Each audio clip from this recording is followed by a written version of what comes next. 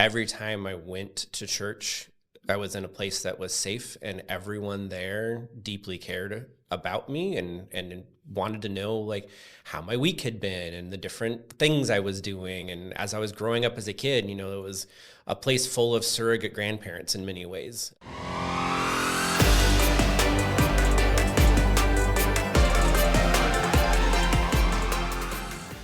Nic Mather, welcome to the City Serve Leadership Podcast. Thank you. I mean, I'm glad you're here today. I'm glad we're having this conversation. And Nic and I have just begun a relationship, really. I mean, we've known each other for a while, but sat down just recently and got to know you a little bit better. And so this is kind of a takeoff on that. This is going a little bit deeper and letting other people see what your journey's been like. I think it's been a remarkable journey because it's been very different than mine. And so anytime you experience something that's different than your own, it's very interesting, very intriguing. So you grew up in Moses Lake and actually were part of the Episcopal Church. Nic pastors St. Stephen's Episcopal Church here in town. So what was it like growing up in the church?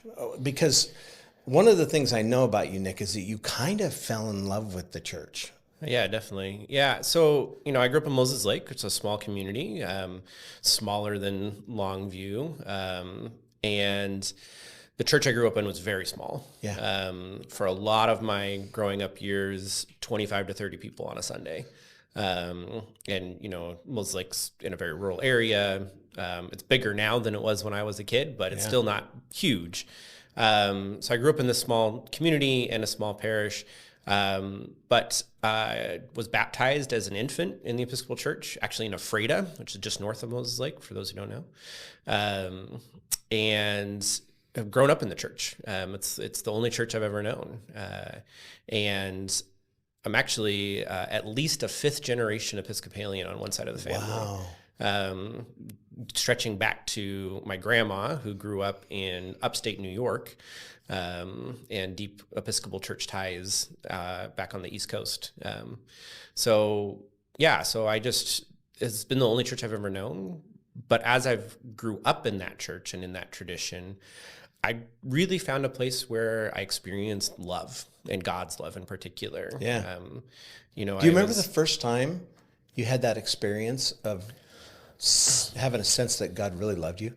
Yeah, I think it's not so much a moment as it was a realization that every time I went to church, I was in a place that was safe, and everyone there deeply cared about me and wanted to know like how my week had been and the different things I was doing. And as I was growing up as a kid, it was a place full of surrogate grandparents in many ways. They had all known me since I was very, very young. And so they'd kind of watched me grow up in that church, and encouraged me to get involved and to do all the things, serving as an acolyte.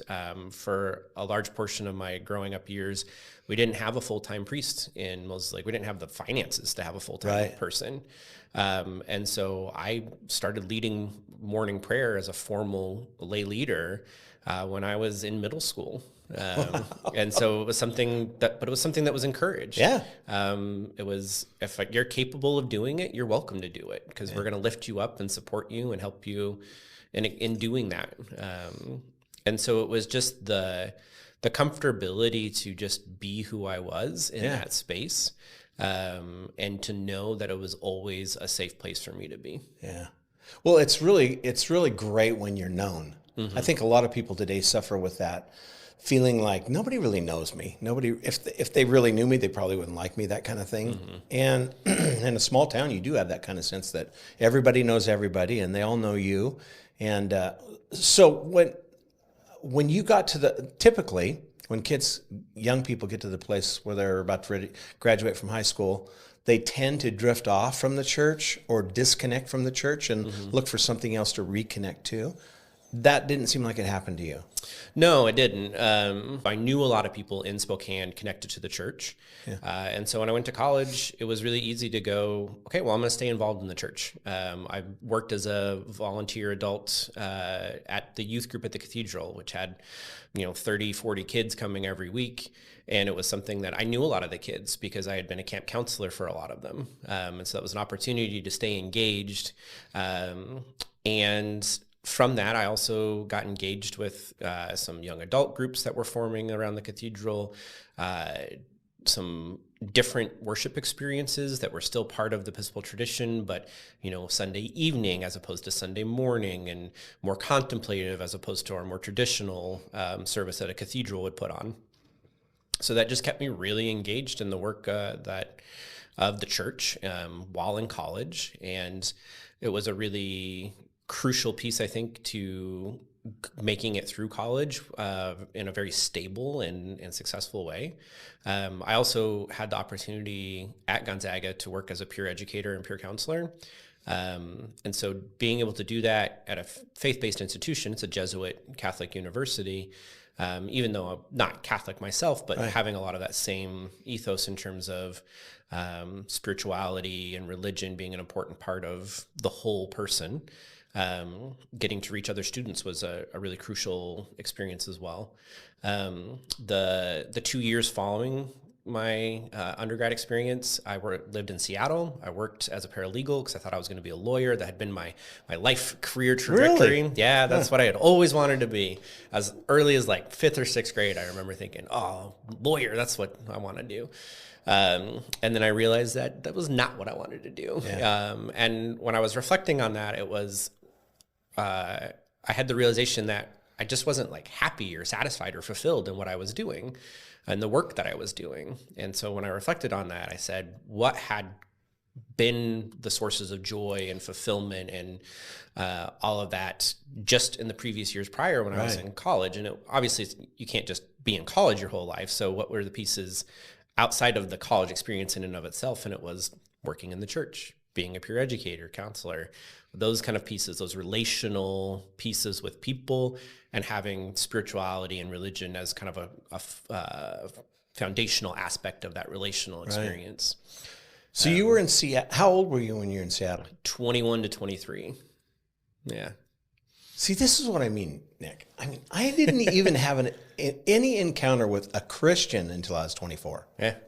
I didn't know a Christian until I was 24. And you grew up in that whole environment, and it really does, that context really does make a difference in your life. A lot of people walk away from it because they're looking for something more. Mm-hmm.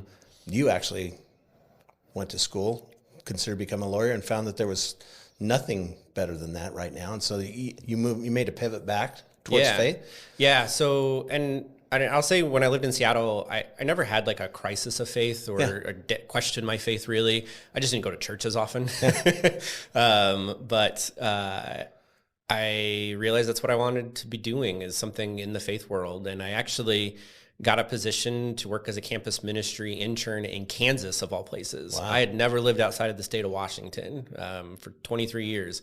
And I ended up moving to Kansas. And I worked in Manhattan, Kansas at Kansas State University for 2 years. Wow. And doing that campus ministry work was within 6 weeks of being there. I knew that was where I was supposed to be for that season of my life. And I needed to start discerning the formal discernment process to go to seminary and then to become a priest, because I knew that was what I was called to do. So when you were in Kansas City, what was your relationship like with the other students that you were spending time with? It was great. So we had some students we had a house just off campus. Yeah. So we had some of our student workers lived in the house with me. And so we developed a really tight community with those students. I even did the wedding for one of them. So we had that really tight relational community.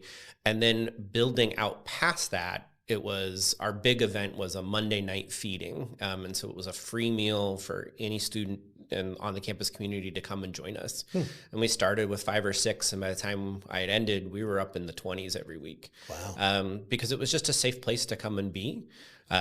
We would explore questions of faith. We would use our traditional Episcopal evening liturgy, we call Compline, to kind of ground everyone in that worshiping experience. And it was about relations. It was about, and we had a lot of folks who came from other campus ministry groups to come and just join us to have relation, to have conversation, to want to be friends with people who were exploring similar things. We might have been exploring them from different places and different traditions, but they felt so welcomed that they were drawn to that meal and that time together, and then they would volunteer with us. We had a Tuesday morning feeding program at the local church that we worked at, and we had several folks who came from that Monday night group who would show up Tuesday morning at 5:30 a.m., which is really hard for college students.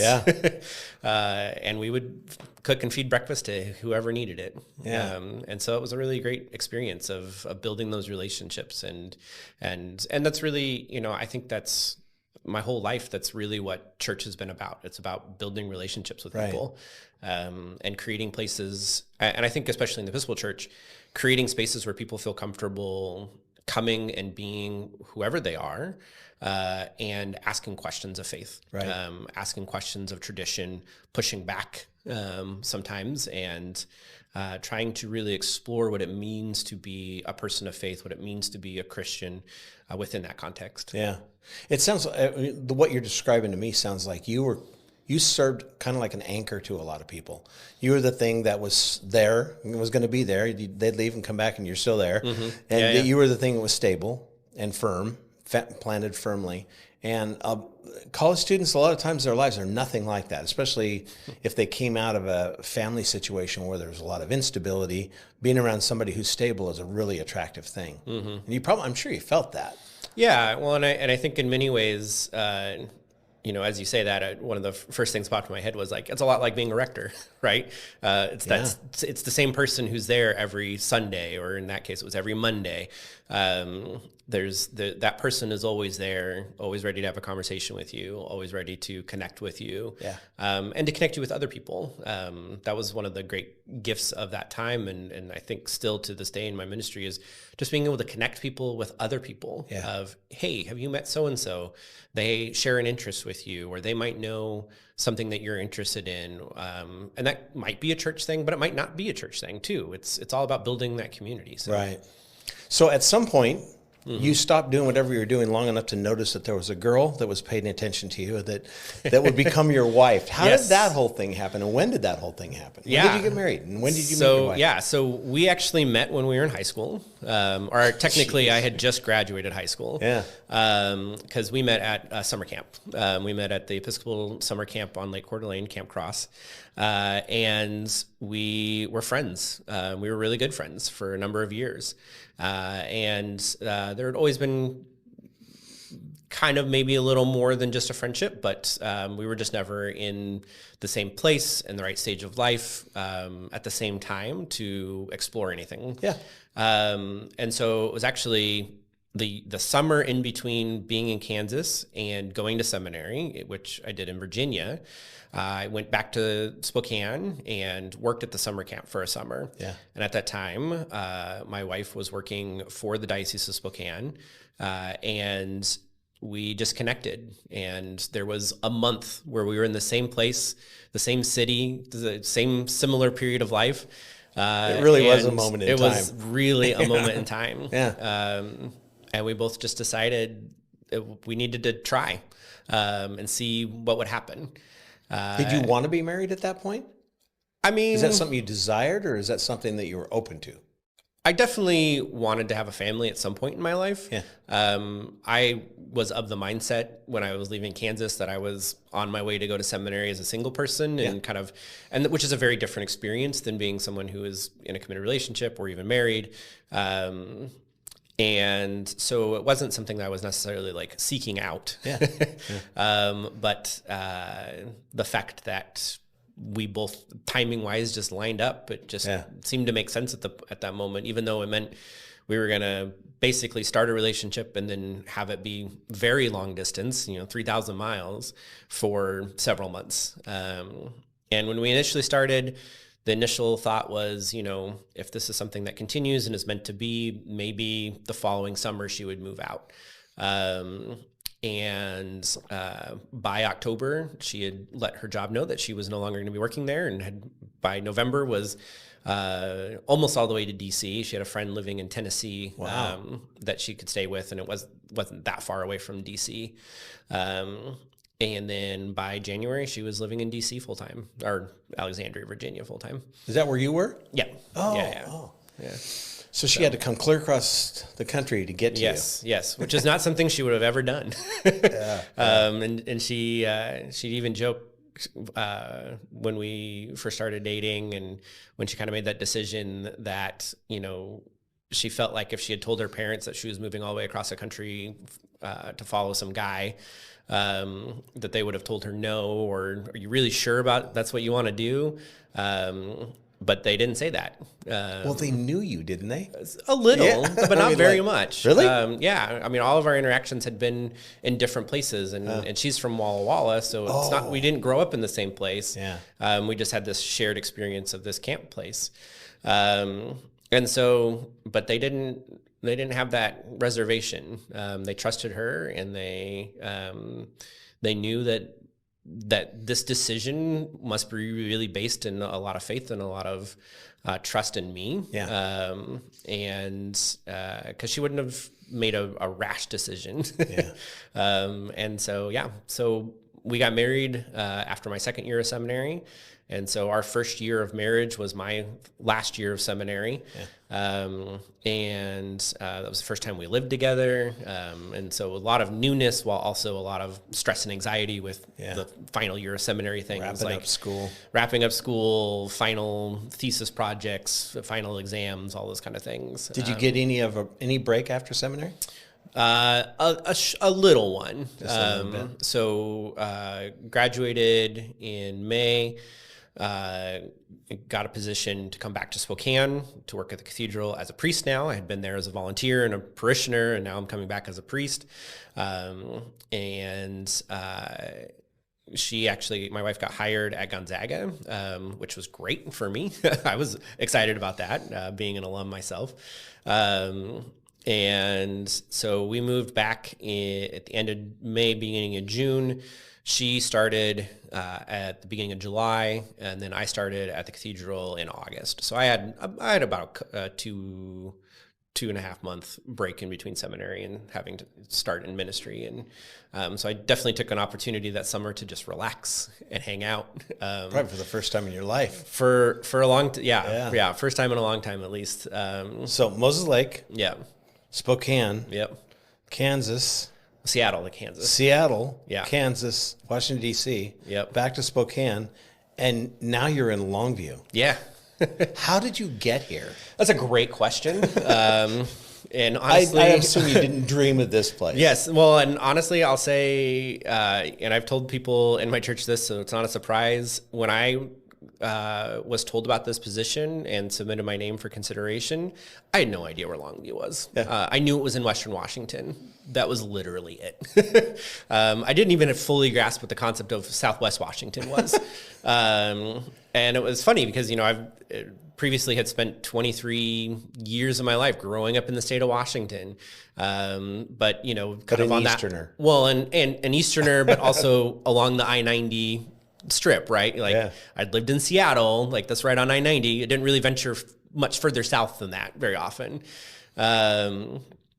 So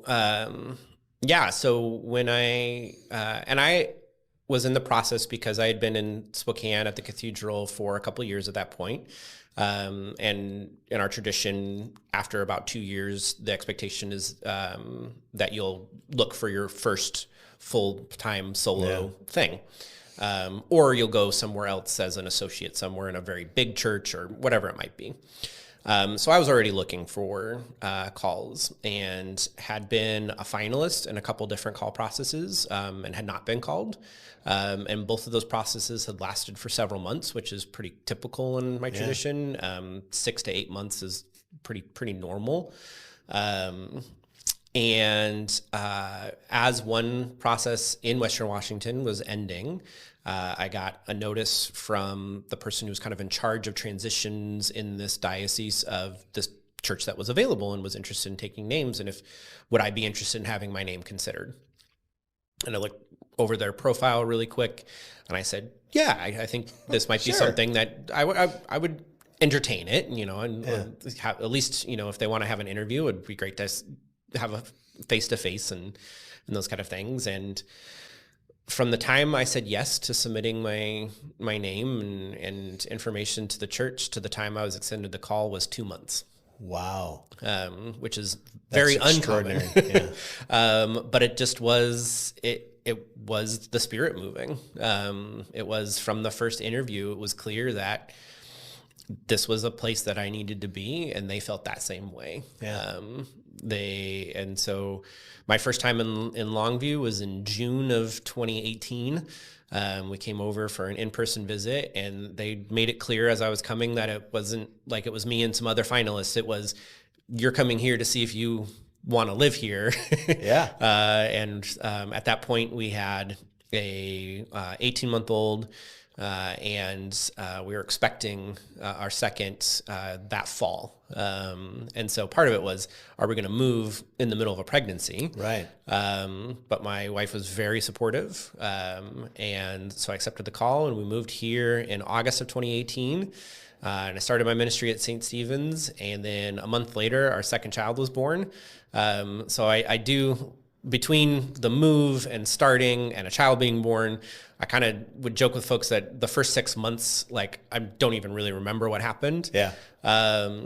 So, you know, and then so I feel like I start to hit my stride in about spring of 2019, right? Yeah. So I'm like, I have lots of great plans. We're starting to cook. We're doing some great things. And the congregation is very energized. It's always energizing when a new person comes in and brings new ideas, and especially a young person. They exactly. hadn't had anybody that was anywhere close to your age. No. Yeah. And you know, I have a young family, and so that's exciting. And so all of that. And, you know, a year later, COVID happens. And that completely changed church entirely. Yeah. And I definitely felt blessed in the sense that I knew how to pivot to digital media very easily. Yeah. I could handle that. I could do video editing. I could walk people through how to film themselves, and then send me a video clip so I could insert into a worship service. I could record myself doing things. I could keep people connected. That was one of the most difficult things I think pastors had to deal with. Mm-hmm. Especially those that are over 50, who kind of had the pattern and they were in their stride, and then all of a sudden they had to pivot, and there was nothing to pivot to because they didn't know. Right. And so they were depending on other people to do what you were able to do yourself. That was a huge benefit, I imagine. Yeah, no, it definitely was. And it allowed, I took the challenge head on, and allowed myself to be creative in approaching that as well, because our tradition is very liturgical and a very set order of how we do things. Yeah. That set order is very prescribed on doing things in person. We are very much an in-person church. And so to pivot to an online thing was almost a stretch too far for our tradition, except because we're a people of liturgy and pattern and repetition and memory, we could pivot a lot of that to a creative digital format while still respecting the tradition and the memory and the repetitiveness of our worship. But Nick, I got to think that you're very much different than most of the people that were in the Episcopal Church and ministry at that time. I mean, like, even the way that you talk about it is like, oh yeah, we just did this. And it was almost magical how everything worked out. And I imagine there's people that are in the tradition that you're in that think back of that and think, I didn't know if I was going to make it. Yeah. Well, I think that's, you know, I felt lucky that I had colleagues and friends who kind of thought the same way I did. So we were able to support each other and share ideas. I had some wonderful webinars with some really trusted seminary professors who came together really quickly and said, how are we going to do Holy Week and Easter in a digital way when no one can be in the building? Because we have a very traditional set of liturgies for that whole week. But it's not just liturgy, but it's the sights and sounds and the environment of the church. It's very much lends itself very much to celebrate that experience of the senses. And how are we going to do all that in this setting? How are we going to encourage people to create a sense of holiness in their homes. Yeah. When they're a place they're feeling trapped in many ways. And I know that wasn't easy for a lot of people to transition to. Right. Like a lot of churches, the Episcopal Church saw a lot of clergy leave because of COVID, because the burnout of COVID, because the expectations that were placed on people. And sometimes it was because of leadership was not as strong as it could have been in certain places. I think we were lucky in Western Washington to have a really strong bishop who made it clear these were the set of expectations. This is what we could and couldn't do. And if anyone had any problems, they could call him. He was gonna use his position as bishop to take kind of the brunt of criticism, so that rectors, the people who are the people would turn to first, wouldn't have to take on that burden of criticism, particularly when it came to things like, shutdowns, as we started to come back out, mask mandates, what did that mean for communion practices, all that kind of stuff. And oftentimes the bishop just said, I'll just take the brunt of this. This is what you're allowed to do. This is what you're not allowed to do. Yeah. End of the discussion. Which made it really simple on me, because I could say, well, this is what the bishop has said. So we can figure out how to exist within that realm. So from 2020 to 2021, 100% online. From 21 to 22, Easter, and it really was like Easter was the cyclical moment, right?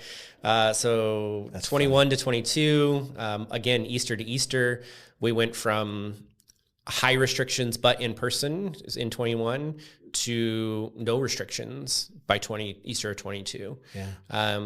And some people weren't ready yet when we hit Easter of 22, and we had to make space for those folks as well, so that they knew that they were still part of this community, even if they weren't ready to be in person. And so now, as we approach kind of 2 years post that, I finally feel like in the last several months that it actually feels like people have, for the most part, moved past that phase of COVID. Obviously, COVID still exists, it's still around, people still get sick.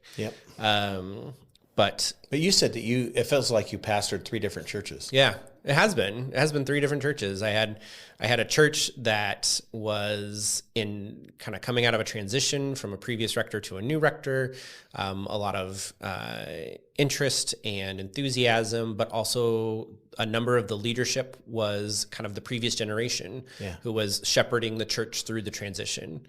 And making sure that the church stayed stable during that time. So it's people with a lot of institutional knowledge and a lot of experience in leadership in that place.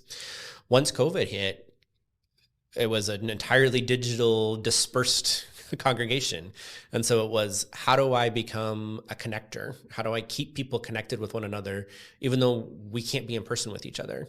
How do I encourage connections with one another? How do I encourage people to stay healthy and stay in this practice while not being able to pastor to them? One-on-one conversations is a big part of our job, right? And I couldn't do that. I see you in coffee shops all the time. Exactly. Doing just exactly. that, But you couldn't do that. I couldn't go to the coffee shop. The coffee shop wasn't open. So it was, how do I do that? And it was interesting too, because unlike previously and now, there wasn't like there were new people joining. So it was very much, how do you pastor the people who are present? Right. And making sure the people who are choosing not to be part of the online worship experience, making sure they still feel connected to the community because they are part of the community. Right. So that was its own interesting, unexpected, untrained for experience. But then coming out of that, it's a new church because we have new leaders that have emerged from that time period. In many ways, I think COVID allowed some of those folks who were ready to give over leadership to a new generation, that gave them an excuse to step away out of that space. And so we have new leadership now. We still have that older generation, and there's such a valuable piece of our church, and they continue to do amazing work in ministry in our space. But we have a new generation of leaders. We have a lot of enthusiasm and excitement about what we're doing. And we have a lot of folks who want to get out and share about St. Stephen's, who want to make St. Stephen's known in the community. Yeah. So that folks know that we exist and what an Episcopalian is. It's such a weird word, right? I've heard my favorite mispronunciation is Episcopal, but it is a weird word. So's evangelical. It just means bishop. That's literally just is referring to our polity structure. But it's a weird word, but it's our weird word, so we wear it with honor and try to share that out with the world. That's great. So I think we have forgotten how remarkably different COVID was. I mean, we had never experienced anything like that in the church. They did around the turn of the century, but nothing since then that was so dramatic and so... One of the things the evangelical churches and the charismatic churches suffered from a lot was polarization that happened in the church. Did you experience that too within yours? Not so much. No? At least not here in Longview. I definitely had friends in other parts of the country where it was a much more prevalent issue of that polarization. Why do you think that it was here? I don't know, honestly. You just took seriously the whole biblical thing to be of one mind? I think part of it was the ethos of St. Stephen's is that we are a deeply welcoming church. Yeah. And we are very aware that we have people who come from all walks of life. Yeah. And that's all political ideologies, all religious ideologies, all life experiences. I mean, we have people from literally all walks of life that are worshiping together in our congregation. And I think because of our deep sense of community and support for one another and a sense of a deep honoring and respect for people that's present in our community and in our church in particular, I think people just felt that we're trying our best. So that's kind of the overarching ethos of your church is we're serious about everybody's welcome. Yeah. We're not just letting you in the door, but we're also inviting you to be part of the community. Yes. Yeah. Part of our lives. Yeah, 100%. Yeah. And I think that reality of having that deep respect for one another kind of deeply ingrained in the fabric of the place made it so there really wasn't that polarization. I mean, definitely had people who pushed back on some of the things that we were doing or not doing. But we always explained it as we're trying to look after the least in our community. Who's the most vulnerable person in our community? How do we protect them? Yeah. And when we put it in terms of those aspects, people understood it as this is a community conversation and not it's not a political conversation. It's not a religious conversation. In some ways, it was we're a community. How do we support one another community? Now, of course, that is deeply founded in our experience of religion and faith. But I think that's why we didn't have that polarization piece, because we're just so deeply rooted in that sense of community that people understood that even if they didn't agree, there were others who had the same disagreements, but there were others who agreed with what we were doing. And so we held that balance with one another. And since we did it from a place of respect and a place of love, and because people felt that, I think that's why we didn't experience it as much. Honor is powerful. It is a powerful element. Yeah. So, do you still like this? Do you still like what you're doing? Oh, I love what I'm doing. Yeah. You seem to. Yeah. I mean, I think that St. Stephen's is a really special place. Yeah. I feel very, very lucky to be the rector here.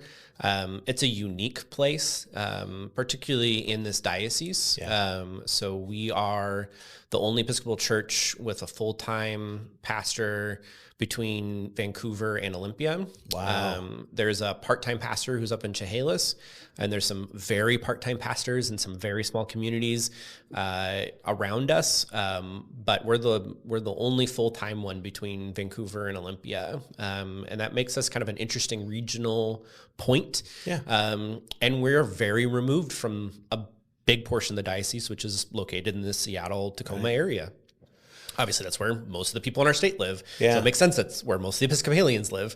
But it gives us a unique perspective on things. And being in a smaller community, a more rural community, while also still having a certain size to us, and a certain amount of resources and kind of an interesting history in this region.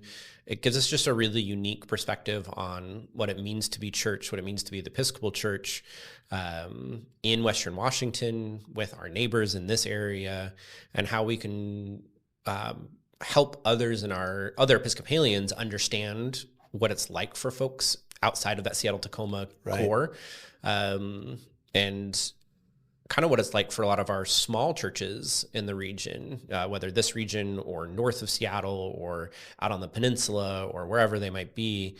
We have this unique ability that, I'm a full-time person. I can connect with the diocese on a number of things. Right. And it helps the diocese understand in those places where there are small churches where they don't have that full-time clergy person, we can help bring a little bit more perspective to some of the experiences they're having. Yeah. Well, you say you're fortunate to be at St. Stephen's. I think St. Stephen's is really fortunate to have you there, Nick. I think that you have brought some things that are really difficult to get established in a church. Curiosity, youth, creativity, willingness to do new things and do them new ways. I think that's probably the best thing that could have happened to St. Stephen's. And because I've been around long enough, I've known the rectors that were there before, and I just think you're a gift. You're a gift to St. Stephen's, so I'm really glad you're here. And thank you for doing this today. I think it's a gift for the other leaders in the community to be able to see what's inside of you. And it would take you a long time to communicate the things that we've communicated. So thank you so much. I appreciate it. Thank you, Jeff. Yeah, thanks for having me. And I love talking about the Episcopal Church, so it was an easy agreement to come and sit with you and share more. So yeah, thanks. Yeah.